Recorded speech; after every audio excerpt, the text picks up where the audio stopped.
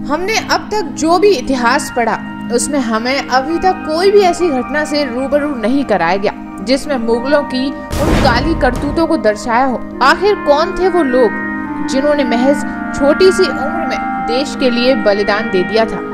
किस मुस्लिम आक्रांता ने उन्हें दीवार में चिनवा दिया था? आज इस पूरी घटना को हम जानेंगे इस एपिसोड में।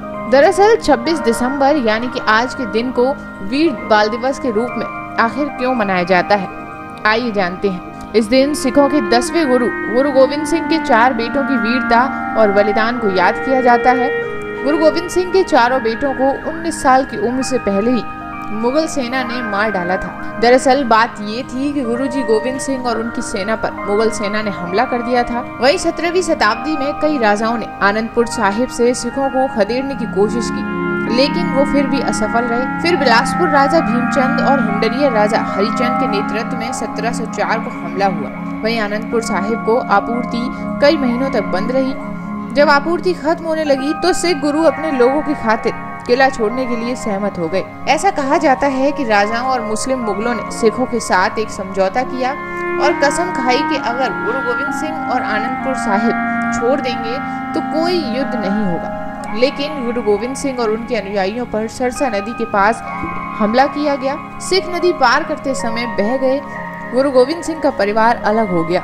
गुरु स्वयं अपने 2 बड़े पुत्रों अजीत सिंह और जुझार सिंह और 40 अन्य सिखों के साथ चमकौर साहिब की ओर बढ़े, लेकिन जल्द ही उन्होंने खुद को घिरा हुआ पाया। छोटी संख्या में सिखों ने मुगलों की सेना के खिलाफ लड़ाई लड़ी। युद्ध में अजीत सिंह और जुझार सिंह की जान चली गई। गुरु गोविंद सिंह के अन्य 2 पुत्रों को बादशाह औरंगजेब के निर्देश पर सन 1704 में मुगल सेना ने आनंदपुर साहिब को घेर लिया और जोरावर सिंह और फतेह सिंह का अपहरण कर लिया गया और उनके सामने ये शर्त रखी गई कि यदि वो इस्लाम कबूल कर लेते हैं तो उन्हें नहीं मारा जाएगा। अंततः मुगल गवर्नर की मांगों के आगे झुकने से इनकार करने के बाद उन्हें जिंदा ईंटों से चिनवा दिया गया। 10 से गुरुओं में से अंतिम गुरु गोविंद सिंह का जन्म 22 दिसंबर 1666 को पटना बिहार में हुआ था। गुरु गोविंद सिंह की जयंती की गणना के लिए नानक शाही कैलेंडर का उपयोग किया जाता है। गुरु गोविंद सिंह अपने पिता गुरु तेग बहादुर यानी 9वें से गुरु की मृत्यु के बाद 9 साल की उम्र में 10वें से गुरु बने थे।